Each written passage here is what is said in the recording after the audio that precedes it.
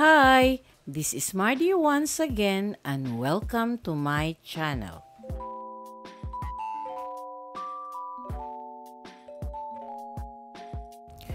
Hello everyone! Today, we're diving into the incredible journey of a woman who's not just a singer but a true icon in Philippine music and culture, Regine Velasquez. Known as Asia's songbird, Regine has captured the hearts of millions with her unmatched vocal range, her passion for music, and her inspiring career that spanned over 3 decades. From her humble beginnings in Tondo to becoming the best-selling Filipino artist of all time, we'll take a closer look at her life, her music, and why she's a true legend in the industry. So, whether you're a longtime fan or just getting to know her, stick around because today we're celebrating the one and only Regine Velasquez.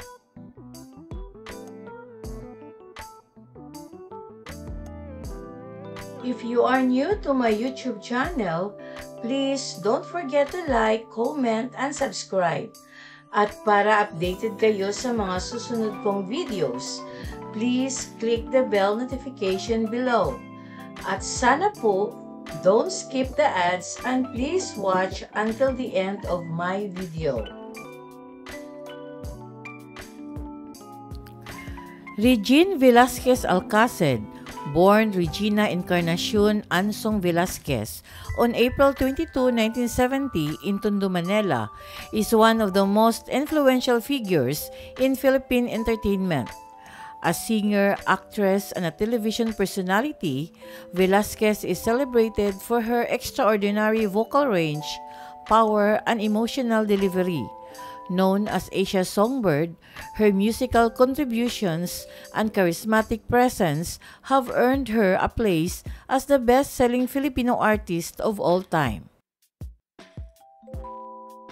Lumaki sa isang musically inclined family, nagpakita si Regine ng maagang interes sa musika. Ang kanyang ama si Gerardo Velasquez ay kumakanta sa kanya ng mga lullabies at ang kanyang ina si Teresita ay tumutugtog ng gitara at piano. At just 3 years old, Velasquez was already captivated by music, learning her first song, Sharon Cuneta's Mr. DJ. At age 6, she began formal vocal training under her father, who used an unconventional method of immersing her neck deep in water to strengthen her lung capacity and core muscles. This early and rigorous vocal training laid the foundation for her later success. At 9, Velasquez won 3rd place in her first competition on the Tita Betty's Children's Show. In 1984, at the age 14, Velasquez gained national attention when she won ang Bagong Kampiyon, a popular Philippine television talent competition. This victory led to a recording contract with OctoArts International, where she initially released the single Love Me Again under the name Chona. Kahit na ang kanta ay hindi matagumpay sa komersyo, ito ay isang stepping stone sa kanyang paglalakbay sa musika. She then adopted the stage name Regine Velasquez and released her self-titled debut album in 1987 na sinundan ng ilang matagumpay na album na nag-explore ng iba't ibang genre kabilang ang Manila Sound at Kundiman.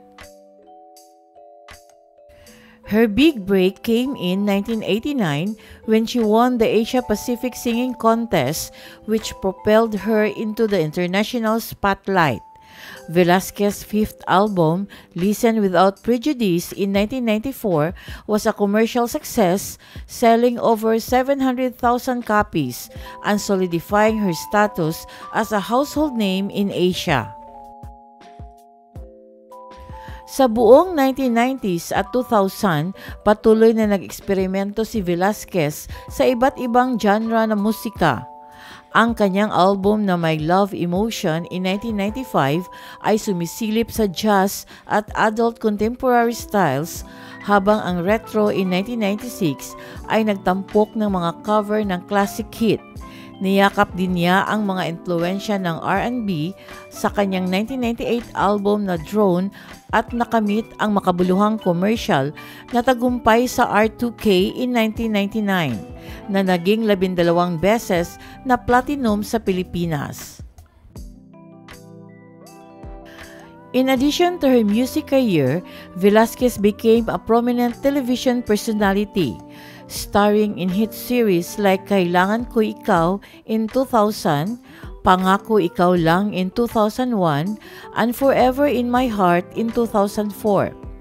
Her versatility extended beyond acting, as she also made a name for herself in reality television as a host and judge on shows like Star for a Night, Pinoy Pop Superstar, and Idol Philippines.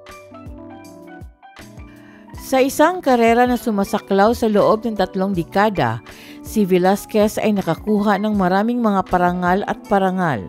Nakabenta siya ng mahigit 7 milyong record sa loob ng bansa at 1.5 milyon sa Asia.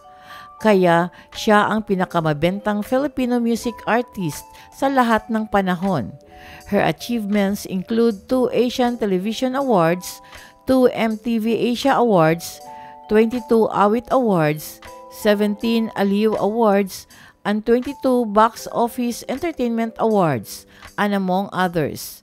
In recognition of her lasting impact on Philippine entertainment, Velasquez has received lifetime achievement honors including the Dangal ng Musikang Pilipino and Pilita Corrales Lifetime Achievement Award. Her influence extends beyond music, with Velasquez being a role model for a new generation of Filipino singers, often credited with raising the standard for vocal excellence in the Philippines. Noong 2007, kinumpirma ni Velasquez ang kanyang relasyon sa singer-songwriter na si Ogie Alcacid at naging engaged ang mag-asawa noong 2010. They married in December of that year and had 1 child together, Nathaniel James, born in 2011. Velasquez is a born-again Christian and has spoken openly about her faith, sharing how it played out in her personal life, especially after experiencing a miscarriage before her wedding. Regine Velasquez remains a beloved figure in the entertainment industry with her powerful voice, impressive range, and unparalleled work ethic, continuing to inspire both fans and fellow artists. Her journey from a young girl with a passion for music to the undisputed songbird of Asia is a testament to her talent, perseverance, and enduring influence on the music industry in the Philippines and across Asia. Thank you very much for watching. And according to Roy T. Bennett, don't be pushed around by fears in your mind. Be led by the dreams in your heart.